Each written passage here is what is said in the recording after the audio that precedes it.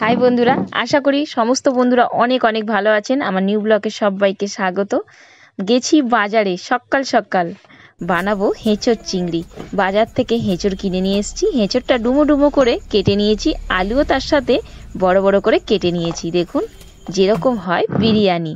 আজকে শেয়ার করব হেঁচড় বিরিয়ানি। পুরো রেসিপিটা দেখলেই বুঝতে পারবেন কতটা সুন্দর। প্রথমে জল দিয়েছি, জলের মধ্যে নুন আর হলুদ দিলাম। এরপর হেঁচড়টা সিদ্ধ করে নেব।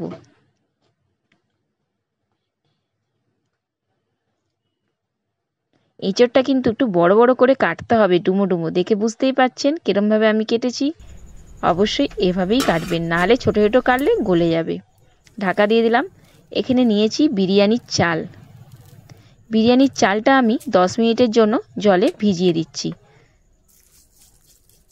জলে ভিজিয়ে রাখলে রাইসটা হবে একদম লম্বা লম্বা।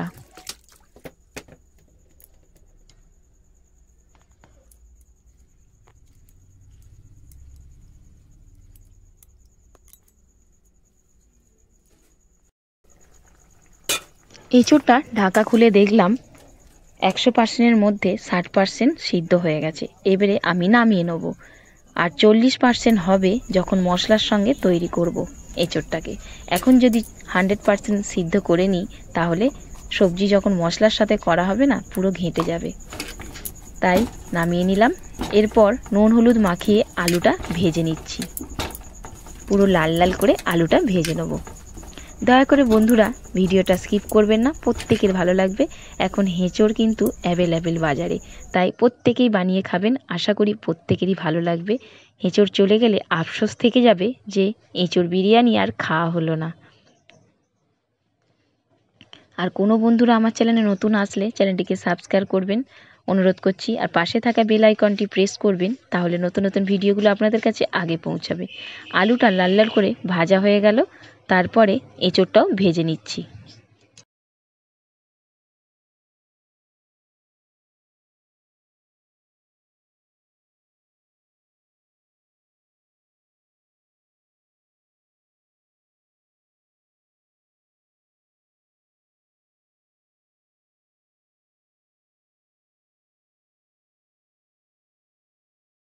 চালটা তো 10 মিনিট হয়েছে ভিজিয়েছি। আর এদিকেও হাঁড়িতে জল বসিয়েছিলাম, জলটা কিন্তু টকবক করে ফুটছে। তার মধ্যে দিয়ে দিচ্ছি এলাচ, দালচিনি, লবঙ্গ। চালটা ছেঁকে এবারে দিয়ে দেবো।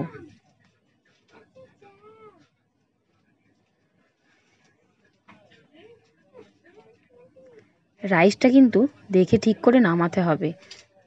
দেখুন, পুরো যেন কাদা কাদা না হয়ে যায় বা ভেঙে যায় না। চালটা যেন একদম ভাতটা গোটা গোটা থাকে। এদিকে মশলাটা তৈরি করে নিচ্ছি। পেঁয়াজ কুচিয়ে নিয়েছি, আদা, পরিমাণ মতন রসুন, টমেটো, কাঁচা লঙ্কা। আদা, রসুন, কাঁচা লঙ্কাটা বেটে নেব।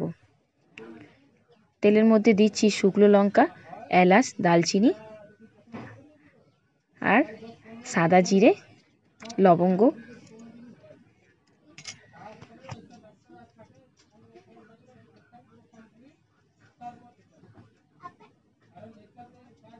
পেঁয়াজটা তুলে দিলাম আগে।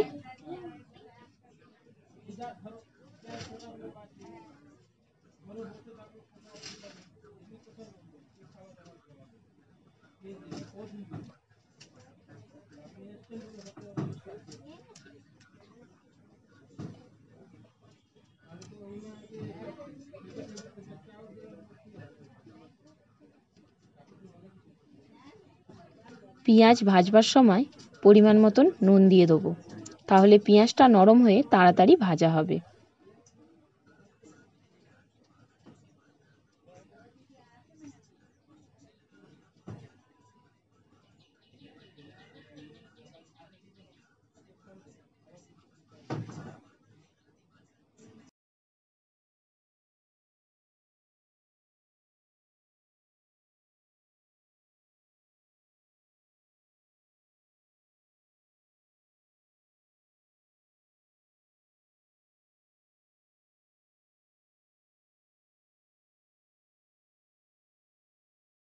পেঁয়াজটা ভাজা হয়ে গেছে, তারপরে দিয়ে দিচ্ছি টমেটো কোচানো।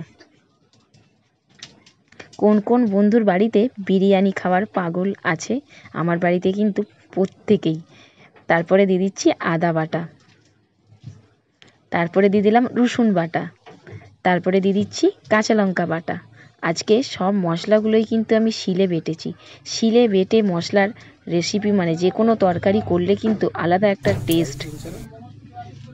পরিমাণ মতন হলুদ দিয়ে দিচ্ছি,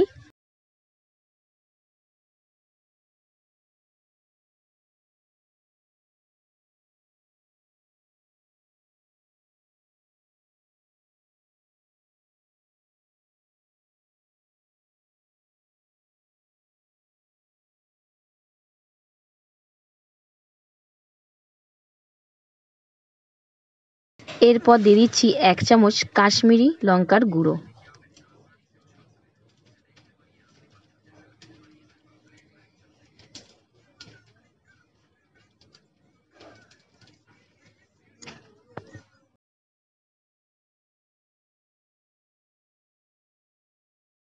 মশলাটা কিন্তু পুরোপুরি তৈরি হয়ে গেছে, দেখুন মশলার গায়ে তেল ছেড়ে দিয়েছে। মশলাটা যখন তৈরি হয়ে গেছে এরপর দিয়ে দিচ্ছি সবজি যে ভেজে রেখেছিলাম, এঁচোড় আলু, এই সবজিগুলো এবারে দিয়ে দেবো। এঁচোড় খেতে কিন্তু আমি ভীষণ ভালোবাসি, তাই বানালাম এঁচোড় বিরিয়ানি। তবে দুর্দান্ত কিন্তু খেতে, দুর্দান্ত, না ট্রাই করলে বুঝতে পারবেন না।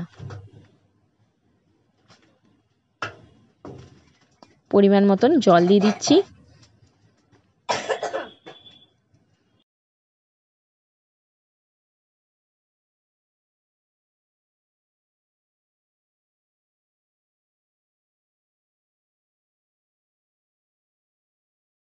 সবজিটায় জল দেওয়ার পর কিছুক্ষণের জন্য গ্যাসটাকে স্লো করে ঢাকা দিয়ে দিলাম।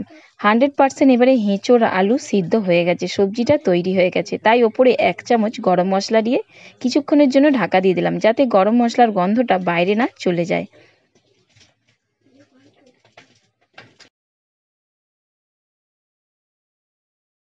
এরপর হবে আসল খেলা। হাঁড়িটার মধ্যে যে ভাতটা বানিয়েছিলাম, ভাতটা একটা আলাদা ডেচকিতে বার করে নিয়েছি। সবজিটা প্রথমে একটা লেয়ার দিয়ে দিলাম, এর ওপরে দেবো ভাত যে বানিয়েছি, এবারে ভাতের লেয়ার। প্রত্যেকটা এভাবে সবজি একবার ভাত একবার এরম করে করে পুরো হাঁড়িটা ভরিয়ে দেবো।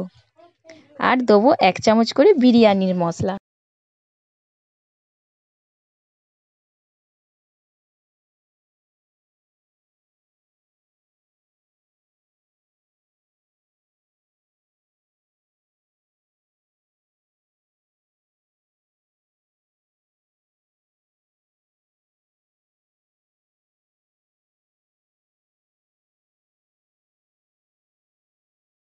হাঁড়িটা পুরো ভরিয়ে দিয়েছি।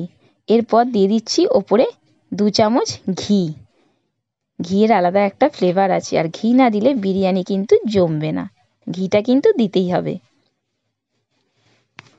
এরপর ঢাকনায়, ভাতের হাঁড়ির ঢাকনাতে একটা মুখে গামছা বেঁধে ঢাকনাটা দিয়ে দেবো, যাতে ভেতরের গন্ধটা বাইরে না চলে আসে।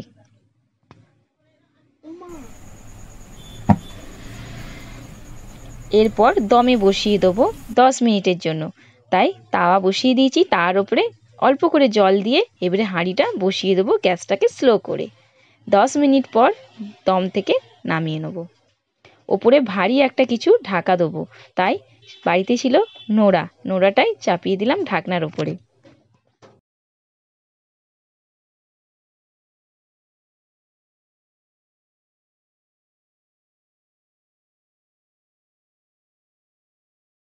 দশ মিনিট পর আমি নামিয়ে নিয়ে চলে আসলাম। এত সুন্দর গন্ধ উঠেছে, এত সুন্দর দেখতে, আর খেতে অসাধারণ হয়েছিল। না ট্রাই করলে বুঝতে পারবেন না, অবশ্যই প্রত্যেকে ট্রাই করবেন।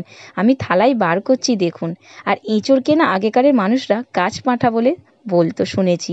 সত্যি মাংসর সাথে তুলনা করতো এঁচোড়কে, আর সত্যি এঁচোড়ের বিরিয়ানি মাংসর মতনই হয়েছিল, অসাধারণ। চিকেন মটন একদমই এঁচোড়ের কাছে ফেল। দুর্দান্ত খেতে হয়েছিল। আর সঙ্গে নিয়েছিলাম আমরা এঁচোড় বিরিয়ানির সাথে ডিম সিদ্ধ। ভিডিওটা এখানের মতনই শেষ, পরের ব্লগে দেখা হবে। সুস্থ থাকবেন, সবল থাকবেন, অবশ্যই লাইক কমেন্ট শেয়ার করতে ভুলবেন না।